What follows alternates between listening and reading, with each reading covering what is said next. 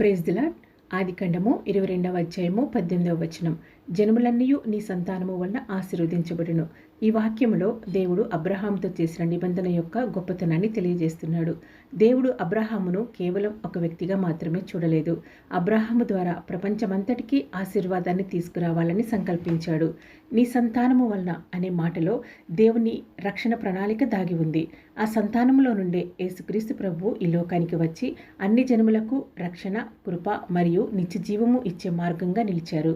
మన జీవితము దేవుని చేతిలో ఉన్నప్పుడు అది కేవలం మన కొరకు మాత్రమే కాదు, మన కుటుంబం, మన చుట్టూ ఉన్నవారు, ఇంకా అనేక మంది ఆశీర్వదించబడే సాధనంగా మారుతుంది.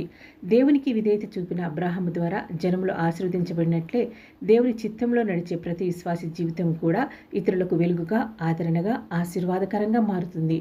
అనేకులకు ఆశీర్వాదకరంగా మారగలిగే విధేయతను, ఆ దేవుని సన్నిధిని మీరు అనుభవించినట్లు దేవుడు మీకు కృపనిచ్చునుగాక. ఆమేన్.